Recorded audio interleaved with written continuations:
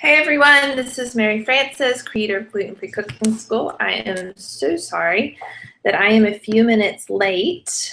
Our internet went out, and so we had to totally restart the whole webinar process, and this is our first time using this webinar system. So it's a few minutes of panic. So let's get right into this. I am going to share my screen. There is a chat box underneath this video where you can log in and ask questions, introduce yourself, say hello. I would love for you to do that.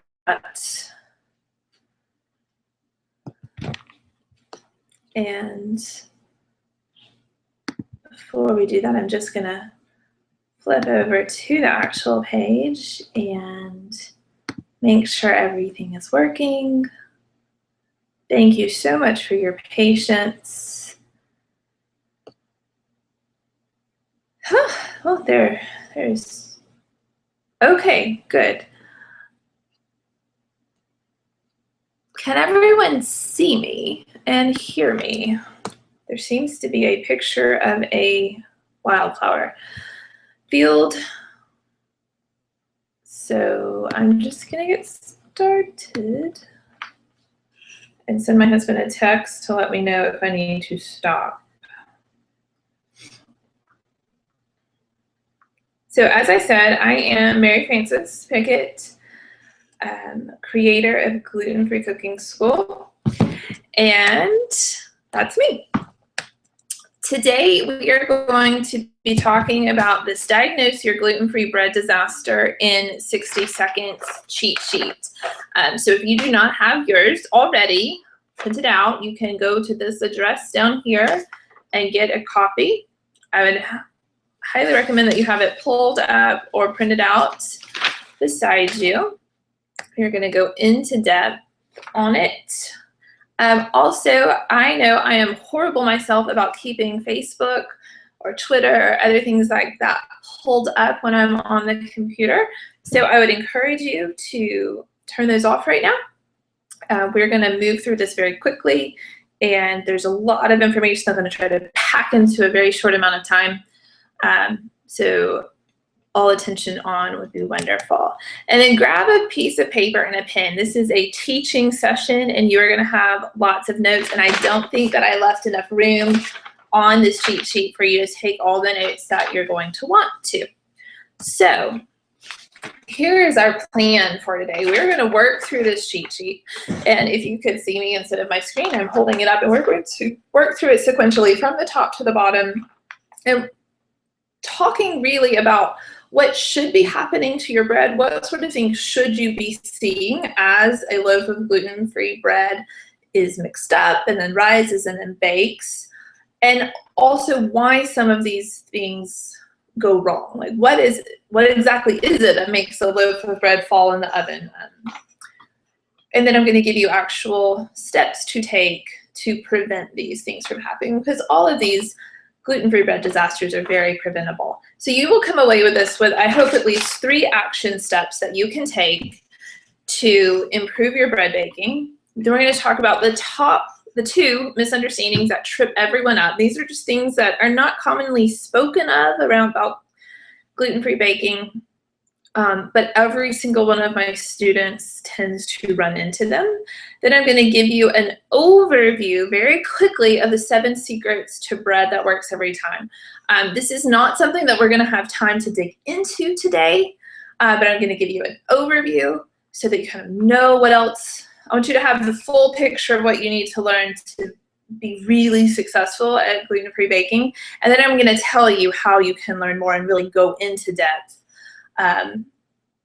More than we can cover in the hour or so that we'll have today. And then we will have question and answer time. And I'm really hoping that all of our technology will work and that I will be able to not only take questions and do answers, but also to actually work with you, some of you individually, to talk through the actual problems you're having. And so at this point, we are going to dive in. I cannot see the chat screen. I can only see my PowerPoint slides right now, and so that you can see them too. So just ask questions right now, and then by the time we get to the question and answer section, I will have figured out how I can show you my screen and read the chat at the same time.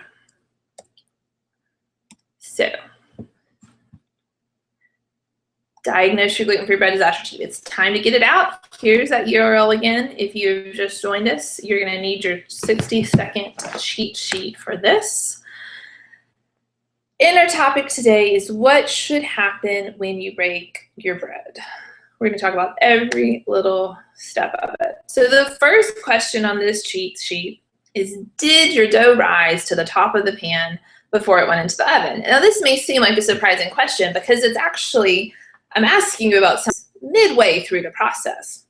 But this is usually the point at which a novice, I don't want to say novice bread baker, but if you get to this point and your dough doesn't rise, then you know for sure, without any doubt at all, that you have a problem with your bread. So it's a good place to start to kind of say, well, is the problem with the bread in the first half of the process or the second half of the process? So if your dough does not rise to the top of the pan, you have a problem in the first half of the process. So I'm sorry, there is a child banging on the side of the house with a stick. Slightly distracting. Okay, they ran off. So if your bread, you put it in your pan, so imagine this in your head, since I don't have a picture for you. You put your dough in your pan. It should rise up to the top of the pan before you put it in the oven. If it has not done that, then we need to think about what was the consistency of that dough. You put it into the bread pan. What was the consistency while it was in the bowl? Was it thick enough that you could have like picked it up in your hands and it would have stayed in your hands, that you could have kneaded it? If it was soft enough that you feel like you would have had trouble picking it up as one solid lump, if you felt like it would have fallen through your fingers a bit, and just that falling through your fingers, that hard to pick up, that's the kind of dough that you want. If you could have picked your dough up and moved it easily, kneaded it, rolled it out, all that sort of thing, then your dough is too dry. Bread dough, gluten-free bread dough, is much of a different consistency than regular wheat dough. And this actually trips up a lot of people who are experienced bread bakers because they've trained their intuition about what bread dough should feel like, and then gluten-free dough feel that way. And so they think it's wrong and they add flour. But what happens if a gluten-free dough is too dry? It doesn't have that stretchability that wheat dough has, and the yeast, they do their best, but they just cannot expand the dough and it doesn't rise. If your dough is not too dry, if it was that gloopy, kind of thicker than cake batter consistency, but and it still didn't rise, then it's definitely a yeast problem. So let's talk for a second about what the yeast should be doing. I think most people who are baking generally know that you can kill yeast, or that it can be so old that it doesn't work. But there are a few more little nuances to yeast that are important to know when you're baking bread. And the first is, should you be using instant yeast or active dry yeast? And that's an important difference. Instant yeast, bread machine yeast, you can just add it to tap water, room temperature water, and it will activate and do its stuff. Active dry yeast, it has to be added to water that is between 105 and 115 degrees. So that is an important difference. And it also makes a difference in that that extra heat in the water is going to change the temperature of your dough. And you will see as we continue going through this and as we talk about the 7 secrets, that temperature is something that we really need to pay a lot of attention to when we're baking bread. So I generally prefer to use instant yeast because it just eliminates a number of potential problems with yeast. And one question that I'm often asked is, do you need to proof it? And honestly, I don't proof my yeast most of the time, but if you have any question about whether your yeast is good or if you've been having problems with getting your bread to rise to the top of the pan, then yes, go ahead and proof it. But if you're using instant yeast and you're just using room temperature or tap water, chances are you're not killing your yeast. And so proofing it's not such a big deal. And what temperature should the water be? That of course depends, as I said, on which one you're using. And so what is the deal with bread that is too dry? This is my first time through these slides, and I got them a little out of order. But so I've already talked about dough that's too dry, it just won't rise. This is what happens when people say they made hockey pucks or their bread's just super, super dense and short. That usually happens when you're baking the bread, you put it in the loaf pan, you wait for it to rise, you wait for it to rise, it never really rises, maybe rises a little bit, and you just put it into the oven hoping that it'll all turn out well. Well, it doesn't. It's physically impossible for it to do so because if you've got too much flour in your bread, it just, from a physics standpoint, the yeast cannot lift it. So what should you do at this point? There's not really a good way to save the dough and get a good loaf of bread at this point because you've got too much flour in. And really often this happens when people are just like, oh, this dough cannot be right. I must add flour, I must add flour, I must add flour. And so the best thing to do at this point is just realize that this bread is not going to work. Don't bake it. Take your dough out. It's probably very easily kneadable. Make a pizza crust. It will make a lovely, lovely pizza crust, but it will not make a good loaf of bread. So back to question 1. Now we're going to assume that your dough did rise to the top of the pan before it went into the oven. So this will be a loaf of bread. It'll have a nice smooth top. It'll just be, probably your dough will have risen to the top of the pan. It'll just be peeking over. It probably will take an hour or so to get to that point. If it's rising to the top of the pan very quickly, then you probably have your dough in a place to rise that's too warm. And so that yeast is going crazy active, and that can affect the taste of your bread. So you want it to really, you don't have to have your bread in a super hot place to rise. It should ideally be around 70 to 75 degrees. And just let it take its time to get there. And then when you do, you put it into the oven. And so the first 10 or 15 minutes that the bread is in the oven are super important, and are the most, actually, the times where it's most important to watch what's going on. So hopefully you all have an oven that has a window in it so that you can just be there in the kitchen and watch what's going on, because you'll get a lot of information about your bread that way.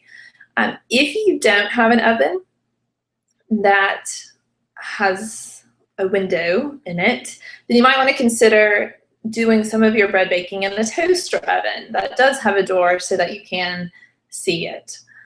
So there are 3 things that can happen when your bread gets in the oven. Some bread will not rise at all. Some bread will rise super high and then fall. And then other will just rise and stay risen and look wonderful. So let's talk about first. Well, okay, let me follow what it says here at the bottom. Your problems in the oven fall into 2 categories. Now, I told you it could not rise much or it could rise a lot, but the problems really come down to dough that is either too wet or too dry, or there's an oven temperature problem. So what should happen in the oven? When you put your bread into the oven, there's a lot of water in your bread and there is alcohol from the yeast. And those two things should convert into steam or evaporate in some way, and they make the bread go poof. And this is called oven spring. And some loaves of bread will increase by 1/3 of their volume during the first 10 to 15 minutes of baking. So that is what should happen. The bread springs up, rising above the edges of the loaf pan, and then the crust should start to form, and that kind of freezes that loaf of bread in that highly risen state. And then it should bake and bake and bake, and eventually the interior of the bread sets, and then the bread is done. And so then everything stays in that wonderfully risen shape even after you take it out of the oven. So you'll probably notice two things. If your bread never grows above the point where it was when you put it in the oven, or if it actually shrinks, then you're not getting good oven spring. If it rises up and falls, okay, well, let me start here. What if your bread doesn't rise? So you don't get any oven spring. The bread just stays where it is, no big poof.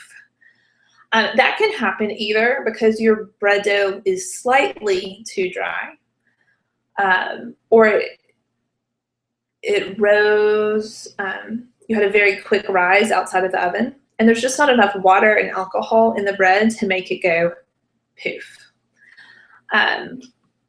The second thing that can happen is that depending on where your bread is in the oven, whether it's near the top or the bottom, what the temperature is of your oven, if it's just, it could just bake the bread and cause the crust to form so that the bread can't rise.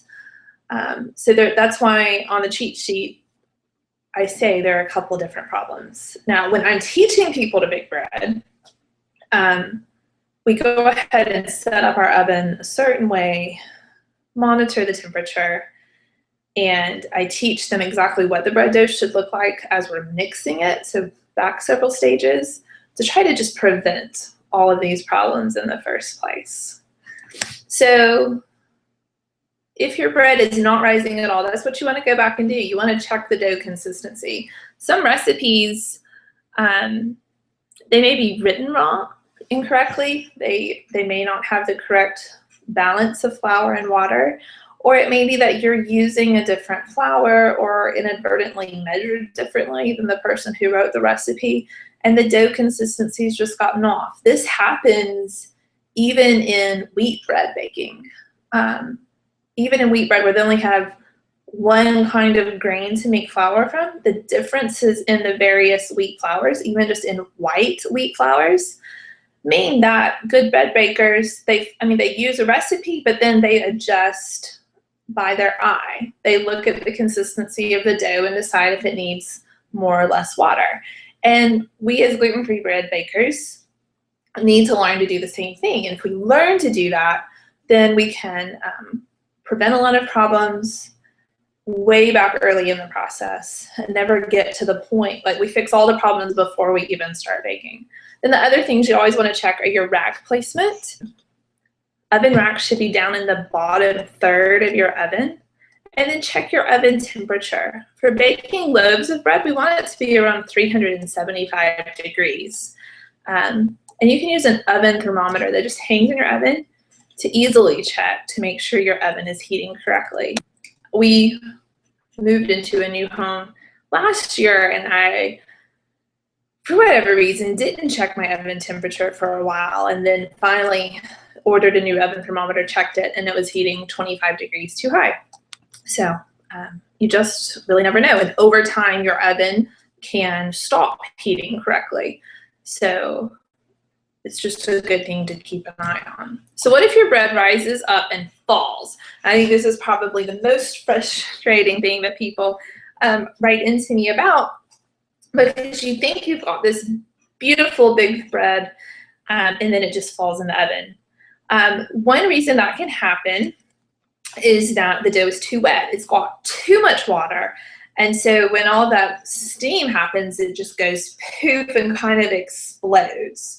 It rises so quickly and so high that it just caves in on itself. The structure of the bread cannot hold its weight. The second reason is, again, an oven temperature problem, but this is a case where the oven temperature or your wrap placement is such that the crust of the bread forms too late in the process. So your bread just keeps rising and rising and rising, and the crust never forms to stop the rising, and it over rises and then falls. So those are those two problems. Remember, there's a chat box. I cannot see it, but I hope that you will please ask questions because that is often the best part of it, and I do have a time set aside at the end for questions. I can clarify any of this, go into more depth, whatever you want. So our third kind of thing that can happen is that our bread rises beautifully in the oven. It's still beautiful when we take it out, but then things go bad from there. So there are like these are the four things I hear most often. Have you run into any of these problems? If you have, let me know in the chat box. And also, that reminds me, I was a little flustered at the beginning because of our technological issues, but I meant to ask, for those of you who had this download for a few days, this cheat sheet, have you gone through it? And if so, what problem did you end up diagnosing for your bread? I'd love to hear how this worked for you, because this is a new cheat sheet that we just put out this week, and I would love to have your feedback on it. Why does bread fall after it comes out of the oven? This is a very common problem, and it's very easy to fix. The bread falls because the bread wasn't done. And this is super confusing with people because I know that they looked at the bread and it was beautifully golden on top, or they tapped on it and it sounded like they thought that it should, and they take it out and it falls. But really, there is a scientific way to determine whether bread is done. It reaches a certain temperature, and when it reaches that temperature, it's done. If it has not reached that internal temperature, it is not done. And so you've really got bread that looks like it's done on the outside, but it's still soft on the inside. And so when you take it out of the oven and it starts to cool, that structure never really formed, and so it sinks. And your bread just caves in the middle. Some loaves also will have a huge bubble, and people think this has to do with the yeast and the rising, but what really is happening is that your bread is rising up and a crust is forming, but generally because the dough may be a little too wet, the interior of the bread separates from the crust. So just try to imagine this in your head. Imagine the inside of a loaf of bread as it's rising in the oven. The white part, the inside, just kind of separates from the top crust and falls down. It wasn't strong enough to support itself. Other bread will turn out really well, but then when you cut into it, it has a gummy consistency and just seems too wet. And some people think, oh, it's not done, I need to bake it more. And actually, this problem either happens when you cut the bread too quickly, which I know is very tempting. I love a slice of hot bread with butter right after it comes out of the oven. But if you wait 15 minutes and let it cool down, that can prevent some of the gummy texture. The second problem is often the binding agent that's used. A lot of people, even if you just put like a little flaxseed, ground flaxseed into your bread, it will create a really gummy texture. We actually ran into this problem about a month ago with my Mess to Masterpiece class, which is the most advanced class that I teach. And one of my students had been buying this artisan loaf of gluten-free bread that she really loved, but it cost $8 for a small loaf, and so she wanted to recreate it. So we took the ingredient list from the package and recreated the recipe. And it included flaxseed. Ground flaxseed was one of the ingredients. So she started off by including that in the bread dough. And the bread turned out to be very gummy. And then as we were going back through it, looking at it again, we realized that perhaps the company was using the flax seed to create like a flax egg, but using it as a wash over the top to get the pumpkin seeds and all the pretty stuff that they put on top to stick. So she baked it again, tried it that way, no flax seed in the dough itself, and all of the gumminess went away. So gumminess is usually an ingredient problem.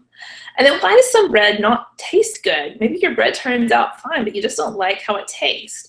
Well, the truth is we all taste things differently because of differences in our taste bud, but we also taste things differently because of what's going on chemically within our body. This is something that was really brought home to me when I was reading the GAPS Diet book by Dr. Natasha Campbell McBride, and she emphasizes that people who have gut problems, which is probably everyone who needs to eat, I mean, it is everyone who needs to eat gluten-free bread, those gut problems create inflammation, and inflammation creates toxins, and the toxins in our body affect how we taste things. So you and I might eat the same bread, a slice of bread from the same loaf, and it would taste completely different to us. So the thing to do in that situation is just to try different flours until you find one that you like, or and then hopefully, if it's a problem that you can't seem to solve, then as your body heals, your taste buds will change and you'll be able to find a mix that you do like the taste of. So that is our run through of diagnosing your bread. So hopefully at this point, maybe I'll just recap. I need to what your bread should do. So your bread, you mix it up, mix all of your ingredients together and set it aside to rise. It should take about an hour to rise and should rise to the top of your loaf pan. And then you put it into the oven. And that should be around 375 degrees with the rack in the lower portion of your oven. If you have a baking stone, you can put a baking stone in there. That is a huge help. It helps. Ovens do not heat regularly. Some of them blast hot air. Some of them, if you open the door and the temperature drops, they're going to blast hot air again. Others just, the temperature is like an oscillating wave. Putting a breadstone in there just helps heat your bread from the bottom, which is where it needs heat, and it keeps that heat consistent. So all of the books that I've read by the really, really phenomenal bread bakers, they, in their home ovens, they have the big pizza stones, baking stones in the bottom of their ovens to help kind of create that optimal environment. So you put your bread in, it should spring up and rise more in the oven. That's called oven spring. Then the crust should form on the top, which stops the bread from rising. Then the bread cooks until it reaches a certain internal temperature, which is based on your height above sea level. It's all a physics thing. And then when you take your bread out at that point, you take it out of the pan, you let it cool for 15 minutes, you slice it, and everything should be beautiful. So I want you to take just a few minutes to write down 3 action steps that you could take that you've learned so far that you think would improve your gluten-free bread baking, and write them down for yourself, but also share them in the chat box.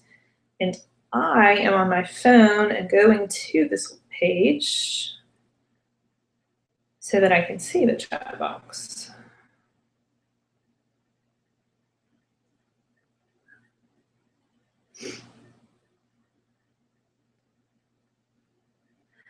And then the next question I had for you, which actually first reminds me of another thing that I forgot to say in my intro.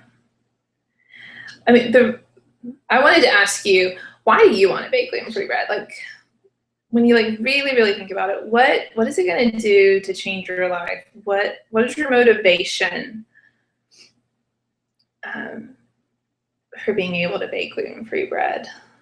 Because I think it's sometimes it can get to go so wrapped up in the technicalities of it, we forget why we're doing it. And for me, when I first started baking bread, it was because my husband had celiac disease. And all the bread we tried, I mean, this was 13 years ago, there was not any good gluten-free breads that you could buy. And I wanted him to be able to have bread, and he needed to be able to take his lunch to work and have a sandwich. And so I was determined to learn how to bake gluten-free bread, and I was determined that it would be good, and was determined that he would be able to have birthday cake and pizza and all those things again and be good. And so that was my motivation. And then as I learned more, I realized that, my mission became to teach as many people as I could how to bake gluten-free. Because all cooking is important, and we are branching out at Gluten Free Cooking School to do more than just baking classes, but the baking is super important. In order to enjoy a gluten-free diet, you need to be able to have bread. It is such a basic, important part of every culture.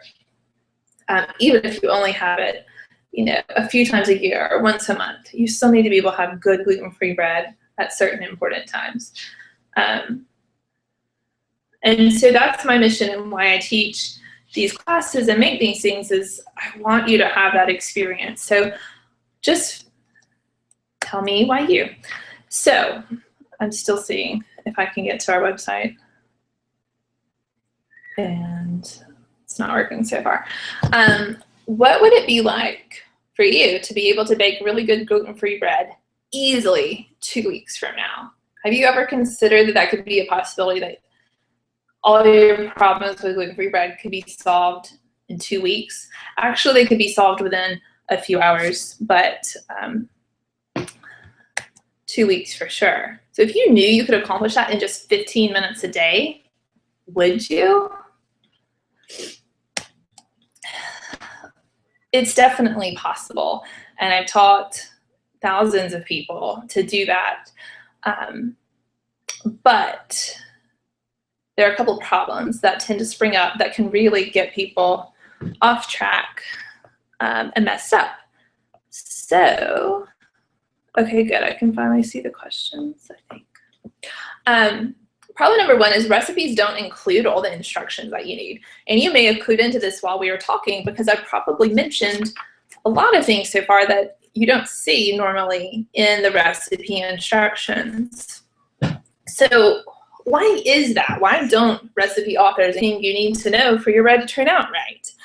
Well, the problem is, excuse me, all of those things, all these processes that prevent mistakes, they used to just be passed down from generation to generation. You would bake in the kitchen with your mother or grandmother, and you would see what she did, and you would do things the same way. You would ask questions, and she would tell you why she did certain things. And recipes were only ever intended to be a shorthand set of instructions, just the ingredients and the bare bones instructions that you need to bake the bread, because it's just assumed that you know all these other things. But unfortunately, we are now into, in some families, our third generation that doesn't cook. And so a lot of this bread knowledge, baking knowledge, cooking knowledge has been lost. And it is one of my missions in my life and with Gluten Free Cooking School to rebuild that level of knowledge in families so they can be passed down again from mother to daughter, grandmother, cousins, aunts, friends, neighbors, because that's important. The second problem is that people don't realize that bread baking is like watermelon thumping. It's a craft. Now, have you ever been walking by the watermelons at the grocery store and seeing a couple of people thumping on them, and then this happened to me last week. They're thumping on the watermelons. I'm like, oh, I don't really know what this is supposed to sound like. And the other people that are thumping on watermelons are like, yeah, I don't really know either. I still thumped them though. And if I were just listening to that, I would think that thumping watermelons was the silliest thing in the world. But I actually know that thumping watermelons is a legit way to know if they're ripe. My grandparents can thump watermelons like crazy. Why is that? They always pick the ripe ones. Well, it's because they're watermelon farmers. They've thumped a whole heck of a lot of watermelons, and they really know what it should sound like. They've developed this craft. Bread baking is the same way. It is a craft for people who only bake with wheat flour. And it is so much more complicated to do gluten-free bread because we have so many different flours that we can combine in so many different combinations. It's a craft. It takes time to develop. And so what do you do with that? What do you do with the fact that you know that recipes don't include everything that you need, and that bread baking is something that you need to practice? Well, there are a couple of solutions. One is that you basically decide to spend all your time baking bread, reading high-level books on bread baking, and do a whole lot of experimentation. And basically what you're doing if you decide to do that is you're deciding to become a cookbook author, because that is what cookbook authors do all day, and professional chefs. But most of us do not have the time or desire to do that. And so the next option is to find someone who can teach you, because bread baking, while yes, it can be so complex, yes, it is an art, it's a craft that takes time, you can learn most of what you need to know about it in just a few hours. And that is why I've created a new class, building on the class, the Bread 101 class that I've been teaching for 5 years now. Based on everything that I have learned since I created that class, I've created a new class, the 7 Secrets to Gluten-Free Bread. And this, I'm going to tell you the 7 secrets right now. I'm just going to page back through my notes to make sure I'm telling you everything that I should. So the 7 secrets is a course. It's a 14-day course where you get an email every other day with a 15-minute teaching section, 15 minutes max, and then a short assignment to do the next day. At the end of 14 days, with just these little 15-minute increments, which should fit into anyone's schedule, then you watch me for 30 minutes bake a loaf of bread, and then you are ready to do the same. All the emails are about these secrets. I'm going to go ahead and give you an overview of them. Secret number 1, every ingredient in bread has a purpose. And if you know what ingredients a loaf of bread should have, then you can make substitutions easily. You can pick out bread recipes that are poorly written and that won't work without having to bake them first. And you can just understand, oh yeah, this is why this bread works this way. Secret number 2 is only ever change one thing at a time. Now remember, these secrets are actually the secrets that grandmothers used to pass down when they were teaching their daughters and granddaughters in the kitchen. So secret number 1, know what your ingredients are and why you're using them. Secret number 2, only ever change one thing at a time. This is a classic mistake that people make. I have made it when I'm in a hurry. You change 2 or 3 or 4 things in a recipe, and then it doesn't work, or maybe you actually get a result that's really awesome, but you don't know why. You don't know what caused it because you changed 3 or 4 things at a time. So secret number 2, only ever change one thing at a time in a recipe. Secret number 3, be Goldilocks. Not too wet, not too dry. This is about your dough. Learning how to judge dough consistency is the absolute biggest thing that you can do to have bread success. And the way that you do it is by seeing good gluten-free dough looks like. Now my daughter just turned 6. She's been baking gluten-free bread with me since she was 3. All she ever does at this point is stir the dough. I put all the ingredients in, or I measure the ingredients. She puts them in, she stirs it. And a few months ago, I was doing a live coaching session. I was baking a loaf of bread live. Lucy comes into the kitchen while we're on camera. She wants to cook the dough, or stir the dough. I'm like, okay, fine. I'll keep talking, you stir the dough. And I'm just talking away, doing my class, and she nudges me. And she says, Mama, this isn't right. The dough's not right. And I look over and give it a stir, and she's right. It's a little too dry. This happens sometimes. That's normal. And then what Lucy did, which she didn't realize, like I almost started crying, she demonstrated that she knows just from stirring the bread dough so many times. She knows what gluten-free bread dough should look like. In our class, we do that through video. I have a video that you can watch of me baking bread with close-up camera views, high def quality of what the bread dough looks like while it's being mixed. So you can watch the video and mix your dough at the same time and compare. And very quickly you will learn what it should look like, and you can adjust on the fly to make your bread work. It is quite wonderful how it works.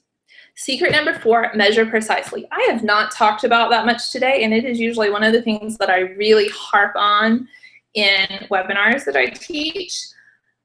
Measuring with cups and teaspoons and tablespoons is horribly inaccurate. And when you're trying to make gluten-free bread and follow a recipe, you want to eliminate as many failure points as possible. You want to take the recipe that you've been given and make it as much like what's written as possible, which means being able to measure the same amounts out.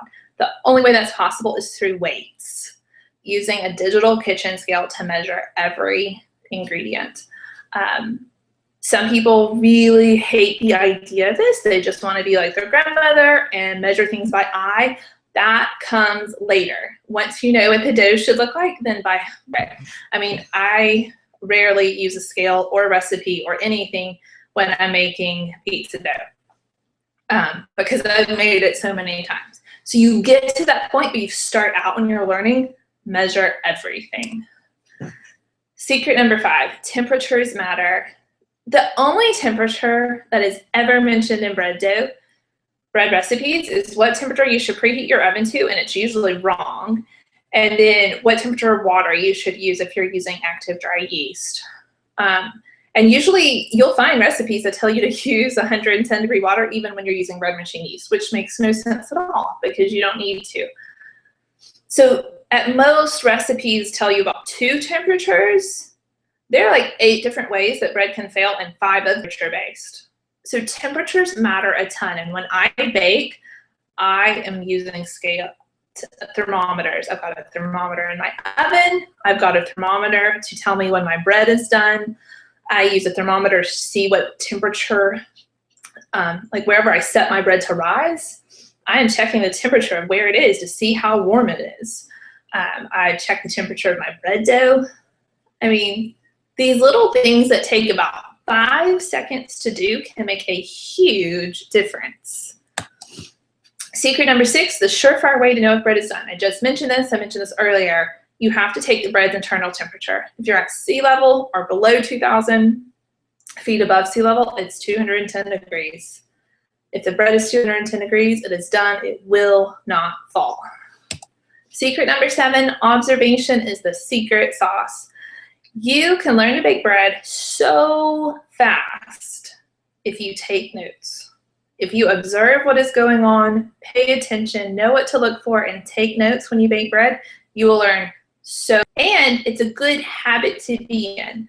I've had some students who took my bread class 4 or 5 years ago, and they've recently come back and said, you know, Mary, that recipe that worked so well, it doesn't work anymore. Well, the recipe's still the same, but what has happened, and it's happened to me too, is you have recipe drift. You start doing things differently. You get out of, you're just so used to it working, you get into bad habits. And if you're actually observing and taking notes about what you're doing, what temperatures things are happening at, what ingredients you're using, what brand of ingredients, put your measurements in, then you have this record and you can look back and see what's going wrong. Also, I teach my students to take really detailed notes because it helps us learn better.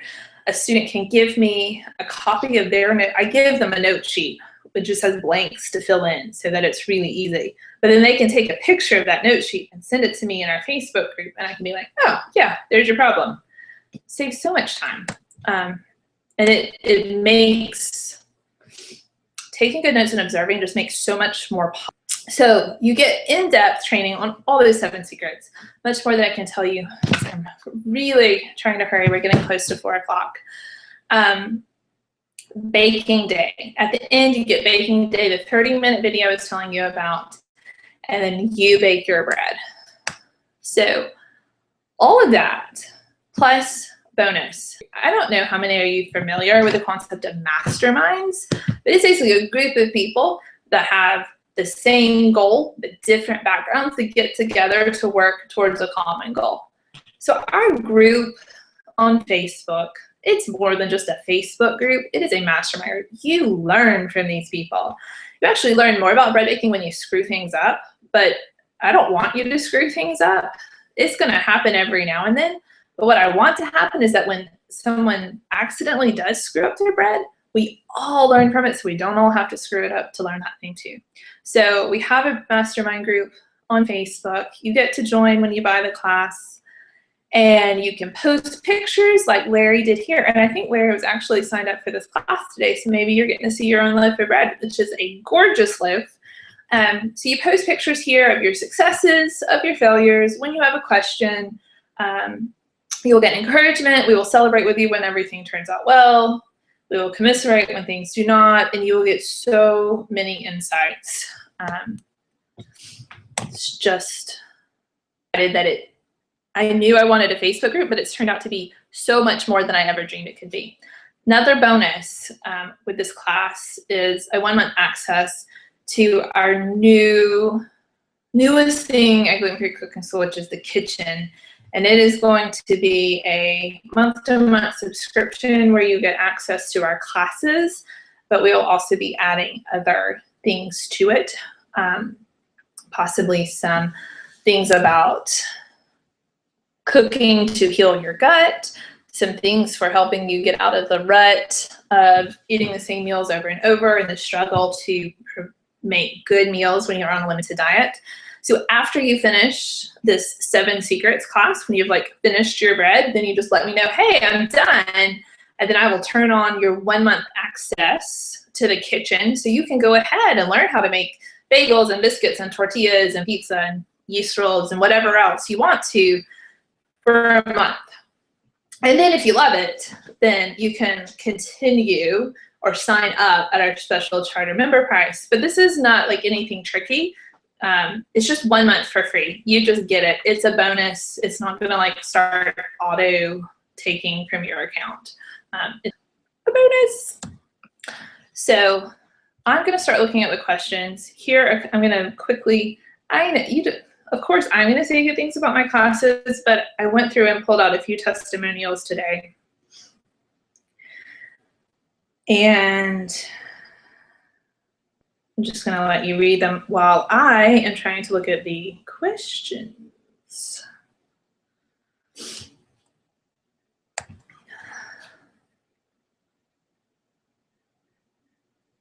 Thank you all for being so patient. I assume you're being patient because y'all are lovely people. I actually can't hear or see anything that you're saying yet, but we always have lovely people in these webinars. And hey, John, if you're listening and can hear me and could bring me another computer, that would be lovely because I'm having trouble with my phone.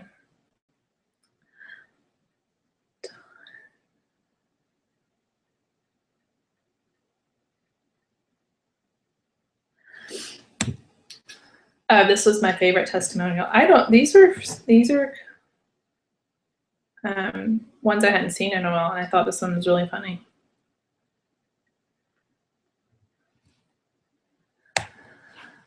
Another thing about our classes, they're all 30 days money back guarantee. We want you to be happy. We don't want your money if you're not happy. That's just kind of like not a good feeling for anybody. So the class takes 14 days. You've got 30 days to get a full refund. No questions asked, meaning like you don't have to prove anything to us. If you want a refund, just let us know. We'll refund it. I may actually ask questions after the fact because I'd like to know what we could do to improve, always. And then after 30 days, it's a we'll figure it out guarantee, meaning that I will get on the phone with you and I will help you figure your bread out. And the reason that we do that is because I honestly can't remember the last time anyone ever asked for a refund. It just doesn't happen. So let me just sum up what's included. So you get the class, 14 days, 7 secrets to gluten-free bread that actually works. You will know how to bake gluten-free bread when it is done. You get a bonus, the mastermind group, perpetual access forever. Bonus of the kitchen for 1 month. And the month doesn't start until you finish. I don't want like all of this freeness to evaporate while you're taking the class. So it starts after you finish this. You just message me and say, hey, MF, I'm done. I want access to the kitchen, and I'll do it. So all of this value-wise, there, it adds up. I'm still like kind of only paying half attention, and I'm sorry because I'm trying to see the questions that you've asked. I know I've watched webinars like this where people are selling and they make up these horrifically overpriced values to make it look like a good deal. So I'm just going to tell you, these are like the real values. There's about 6 to 8 hours of content in the class. It's spread over 14 days, so that it's not overwhelming. Gluten-free live cooking classes cost about $50 an hour. So 50 times 6, 300. So that is like a real world cost of taking a class similar to this. So with this class, you get ongoing coaching, which is our bonus mastermind group. You get access to me.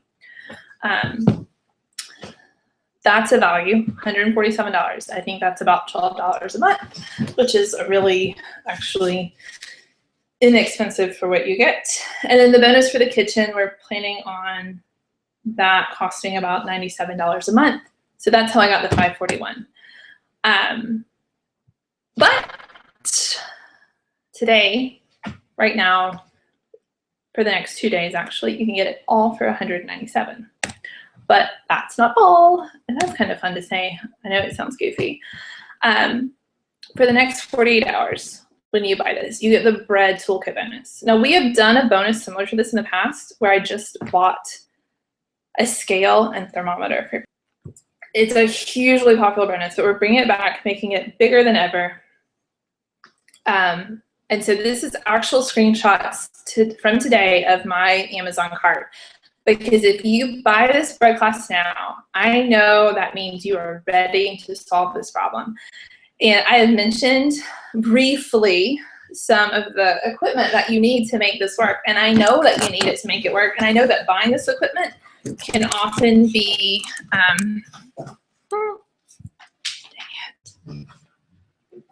probably need that back in, can often be what keep people from succeeding. So I'm going to buy it for you because I know it's important to your success. So out of my own pocket, like we don't carry these products. This is not something that we are selling. I'm going to go to Amazon individually for everyone who buys the class and send them all these things, which is a value, as you can see right there, of $121.59. So question and answer time. If you want to buy that, that bit.ly address at the bottom is where you go to do that. I'm going to leave that up on the screen. I am going to walk to my husband's computer because I haven't been able to get my phone to work to answer your questions. And I'm going to go answer your computer. I can't see the chat.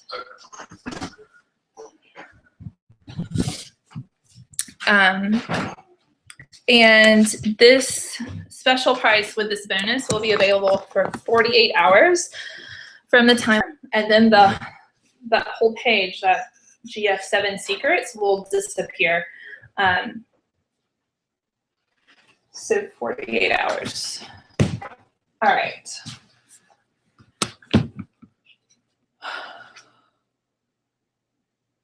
it loading still? I don't know. Okay. I don't know. It's like,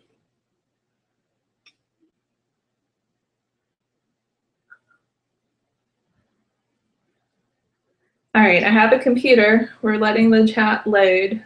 But we live way out in rural Alabama, and the internet, not so speedy.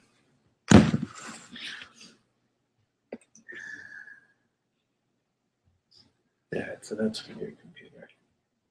Yeah, I know from looking at my phone that there are more questions.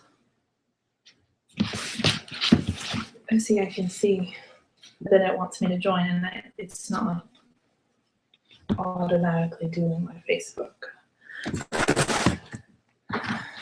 All right, here's what I'm going to do. I am going to stop sharing my screen, and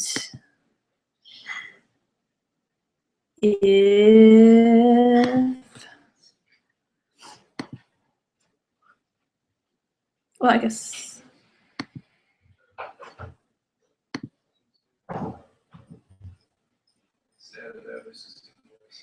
Okay, let's see.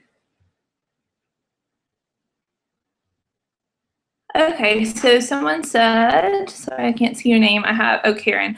I have a bread machine with a gluten-free cycle. The bread comes out a bit dry. I've been using the recipes for the Zojirushi bread maker. I haven't ventured into other bread mixes yet. Okay, the best tip I have is to get, until you've, if there's more that you want to learn about gluten-free bread making, then bake in your oven for a while, because then you can see everything that's happening, and the seeing part is where you actually learn. And then Cheryl says the cheat sheet was helpful. I put a little apricot jam in my dough. It seems to keep it moist. Do you agree it can help? Yeah, the sugar is going to help the bread hold on to water. So that can, but it's not every gluten-free bread loaf needs to have jam in it. And do I prefer the bread machine or the oven? I prefer the oven for learning. Oh, I prefer the oven all of the time except in the hot summer. And then I pull out my bread machine and use it. But as far as for my students, totally prefer the oven. Karen says I'll have to try their gluten-free mixes. I used to make my own flour mix. Yeah, that, I prefer to make my own mixes and to make my own bread just because I like to have control over what ingredients are going in and what amount. But there are some good gluten-free bread mixes in them, especially if you can observe as you're watching them and observe what happens in the oven. Some of them may need to have the liquid amounts just tweaked a little bit to make them work the best. How do you store the bread? Bread box, plastic bag, fridge, room temperature. Need to address storage. I prefer to keep it at room temperature. My favorite storage solution is one of those plastic loaf-shaped boxes that have the slices on, and to put them in that. Cheryl says making bread is much better and it's softer, but buying all the different flours was a headache. So buying the bread mixes is the next best thing. And it's one of the reasons I actually I don't know how long it's been now. I was like, I wonder if I can make really good gluten-free bread with 2 flours. And I love this recipe. It's called the Roots and Beans bread, and you can find it by searching school roots and beans. It's tapioca starch and garbanzo flour, and it makes a really lovely loaf. What is the loaf of gluten-free bread? How long should it stay fresh and how? Karen, that actually depends on the ingredients. If a loaf of bread has lecithin in it, which is a natural ingredient in egg yolks, it's gonna stay fresher longer. My bread, I've left bread out on the counter, totally unprotected, and it's been fine for 2 days. So if you actually have it in a storage solution, 4, 5 days. I'm trying to remember back because when I first started baking gluten-free bread, there were just 2 of us, and so a loaf would last most of the work week. Now we usually eat them before they even have a chance to go stale. So those are all the questions I see. Thank you all for joining in. I am so sorry for the technical difficulties, and we'll get those addressed before next week. So you will get an email from us with the replay if there are some of you that were not able to watch the whole thing, and because I had to step away from that last screen, you'll also get the URL if you want to do the 7 Secrets course to continue your bread baking. But it is 4:07, so if we don't have any more questions, I will not, well, let's see. Did anyone want to share what part you got down to on gluten-free bread, and did this answer your problems with it?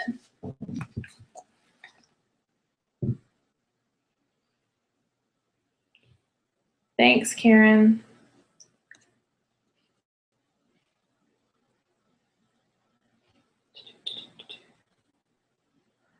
All right, well, I guess that is all the questions for today. So thank you all for coming. I really appreciate it. I hope this was valuable and that you learned something.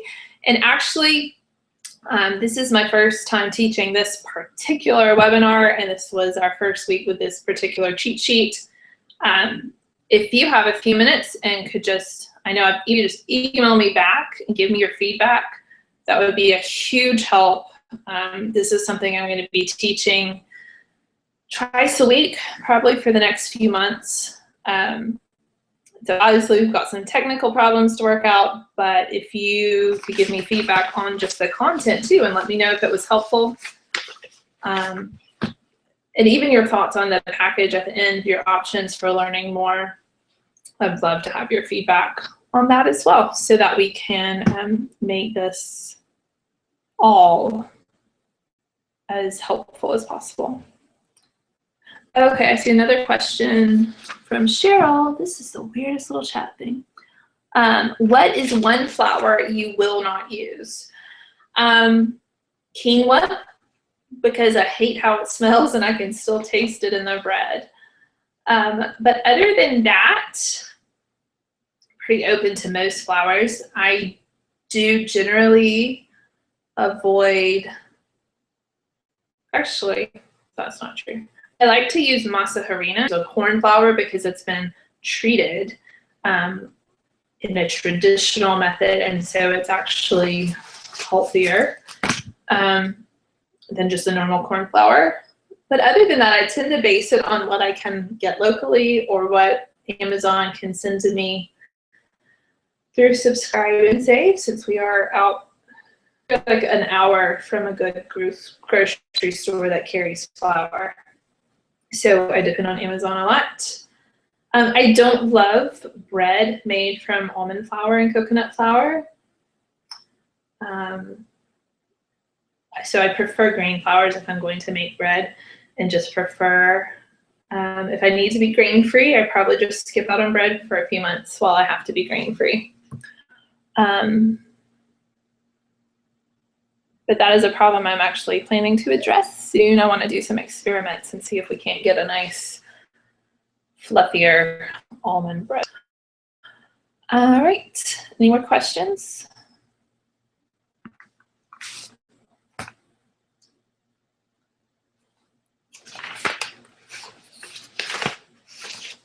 Could y'all actually see the presentation as it was happening? Because I'm looking at the screen and I still just see wildflowers. So I hope you were able to see the slides.